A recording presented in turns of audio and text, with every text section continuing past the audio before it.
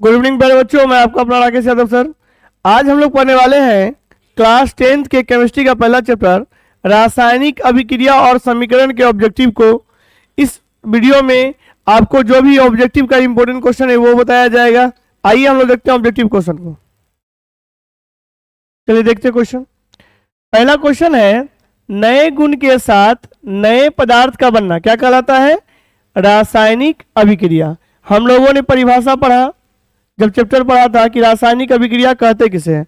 जब कोई पदार्थ अकेला या किसी अन्य पदार्थ के साथ अभिक्रिया करता है और नए पदार्थ बनाता है, और वो जो नया पदार्थ बनता है उसका गुण क्या होता है? अलग होता है, इसलिए उसको क्या कहते हैं हम लोग? रासायनिक अभिक्रिया। तो उसी प्रकार इस क्वेश्चन का आंसर क्या हो जाएगा? रासायनिक अभिक्रिया। अगला है, हाइड्रोजन और ऑक्सीजन की अभिक्रिया से क्या बनता है? जल। जब हाइड्रोजन और ऑक्सीजन अभिक्रिया करता है तो क्या बनता है? जल। तो ये किसका उदाहरण है? संयोजन अभिक्रिया का उदाहरण है। कोई दिक्कत? चलिए आगे। अगला क्वेश्चन है, निम्न में से किसके कारण अम्लीय वर्षा यानी एसिड रेन होती है? तो अम्लीय वर्षा किसके कारण होती है? SO2 के कारण। ठीक है, आगे देखिए। जब मैग्नीशियम फीता को जलाया जाता है तो उत्पन्न आग की लौ होती है। जब मैग्नीशियम फीता को जलाया जाता है तो उत्पन्न आग की लौ कैसा होगा? व्हाइट होगा। और कैसा होगा? चमकीला होगा। कोई दिक्कत? चलिए आगे देखिए। मैग्नीशियम को वायु के ऑक्सीजन में जलाने के बाद प्राप्त होता है। क्या प्राप्त होता है भाई? होता है मैग्नीशियम ऑक्साइड यानी MgO। जब कोई दो यौगिक अपने आयनों का आदान प्रदान करते हैं, जब कोई दो यौगिक अपने आयनों का क्या करते हैं? आदान प्रदान करते हैं। ठीक है, तो वो अभिक्रिया क्या कहलाएगी? वो अभिक्रिया कहलाएगी उभय विस्थापन अभिक्रिया। ठीक है, कोई दिक्कत? चलिए, दिक्कत तो ऐसे नहीं होना चाहिए, कहीं कोई दिक्कत है तो कमेंट पूछ सकते हैं। अगला देखिए क्या है, रासायनिक अभिक्रिया के दौरान किसी पदार्थ में ऑक्सीजन का ह्रास, ऑक्सीजन का ह्रास क्या कहलाता है भाई? ऑक्सीजन का जब रासायनिक अभिक्रिया में ह्रास होगा तो उसको हम लोग कहेंगे उपचयन अभिक्रिया। ठीक है, अब देखिए, रासायनिक समीकरण को संतुलित करते हैं किस नियम का पालन के लिए? द्रव्यमान संरक्षण। किस नियम का? द्रव्यमान संरक्षण का। कोई दिक्कत? चलिए अगला क्वेश्चन है, साग सब्जी का विघटन होकर कंपोस्ट बनना। साग सब्जी का जब विघटन होता है तो क्या बनता है? कंपोस्ट बनता है। तो किस प्रकार की अभिक्रिया है? तो ये है आपका ऊष्माक्षेपी अभिक्रिया। ठीक है, आगे देखिए। उपचयन वह प्रक्रिया है जिसमें डैश होता है। उपचयन वह प्रक्रिया है जिसमें क्या होता है? ऑक्सीजन का भी योग होता है, हाइड्रोजन का भी योग होता है, इलेक्ट्रॉन का त्याग होता है। उपरोक्त में से उपयुक्त सभी। ठीक है, चलिए आगे देखते हैं। आगे क्वेश्चन है,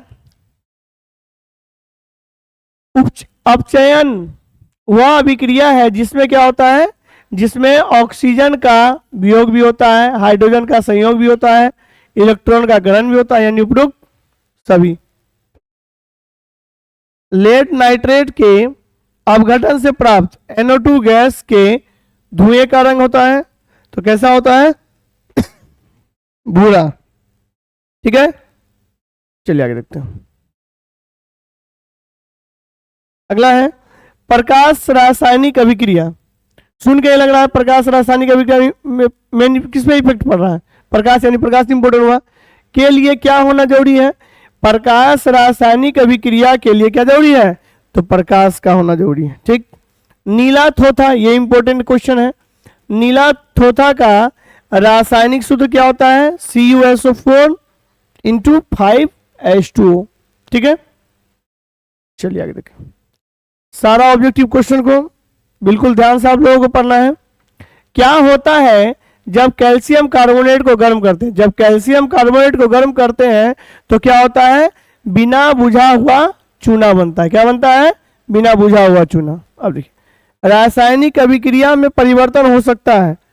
जब रासायनिक अभिक्रिया होगा तो क्या क्या चेंजेस हो सकता है? तो हम लोगों ने पढ़ा कि रासायनिक अभिक्रिया में क्या होता है? पदार्थ की अवस्था में परिवर्तन होता है, रंग में ही परिवर्तन होता है, टेम्परेचर में ही परिवर्तन होता है।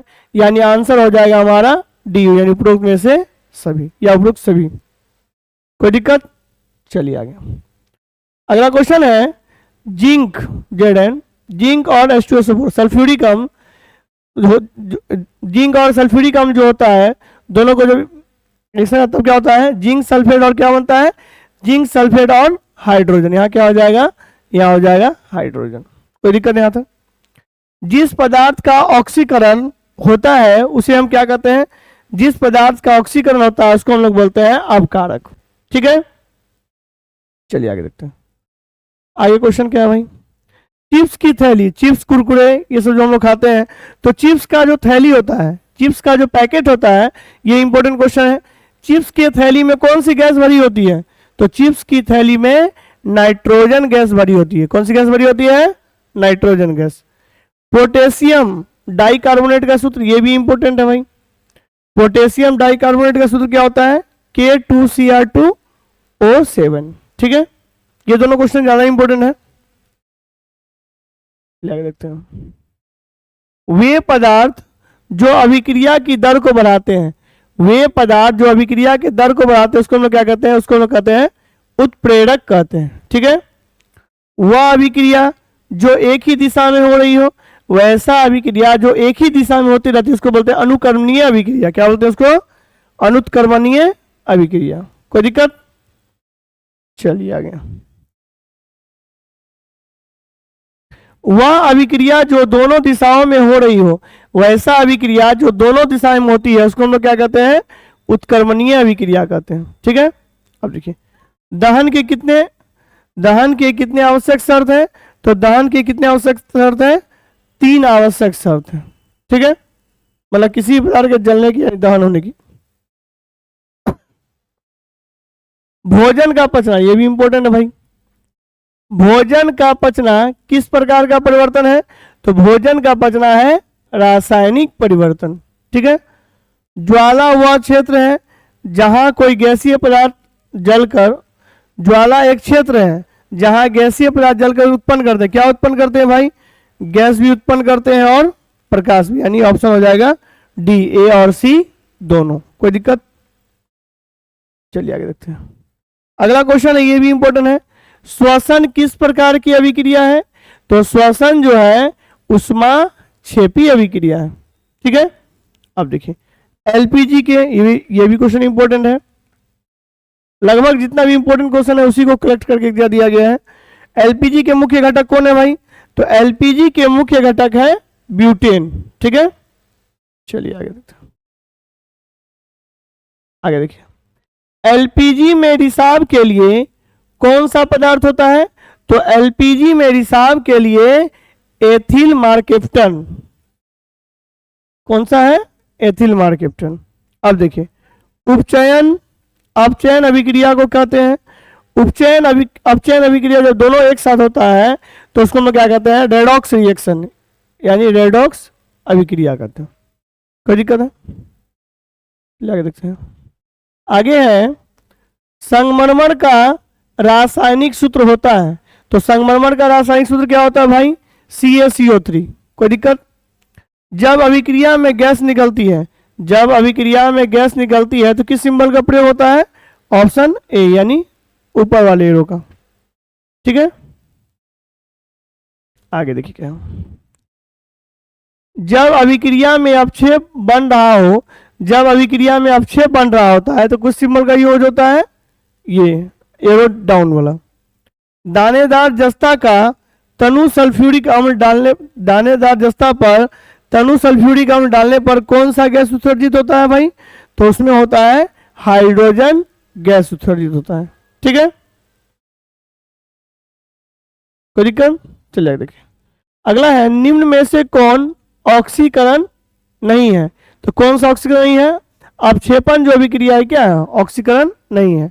सीमेंट के निर्माण में प्रयुक्त क्या होता है भाई, सीमेंट के निर्माण में CaO प्रयुक्त होता है। चलिए आगे देखिए, निम्नलिखित में से कौन सूर्य के प्रकाश में अपघटित होता है, तो सूर्य के प्रकाश में कौन सा अपघटित होता है, ये AgBr। वह न्यूनतम ताप जिस पर कोई पदार्थ जलना शुरू करता है उसको हम लोग क्या कहते हैं, जिस पदार्थ में कोई पदार्थ जलना शुरू करता है उसको हम लोग कहते हैं ज्वलन ताप। ये बहुत इंपॉर्टेंट है, एग्जाम में अक्सर पूछा करता है। वह न्यूनतम ताप जिस पर कोई पदार्थ जलना शुरू करता है उसको क्या कहते हैं, उसको हम लोग कहते हैं ज्वलन ताप। आगे देखिए, जब अम्ल और भस्म आपस में अभिक्रिया करते हैं तो लवण और जल बनाते हैं। तो क्या बनाते हैं? लवण और जल बनाते हैं। इसे हम लोग क्या कहते हैं? इसे हम लोग कहते हैं उदासीनीकरण। क्या कहते हैं? उदासीनीकरण। द्रवित सोडियम क्लोराइड के विद्युत अपघटन से सोडियम प्राप्त होता है। किस पे होता है? कैथोड पर। कोई दिक्कत नहीं आता। क्वेश्चन में कहीं कोई डाउट है तो आप कमेंट में पूछ सकते हैं। वीडियो को 1 से 2 बार कम से कम देखें और अपने दोस्तों के बीच जरूर शेयर करें, जिससे उनको बेहतर कंटेंट मिल सके। जो भी बच्चे मेरे वीडियो को देख रहे हैं, मेरे चैनल को जरूर लाइक करें, सब्सक्राइब करें और दोस्तों के बीच शेयर करें। वीडियो को देखने के लिए धन्यवाद। जय हिंद, जय भारत।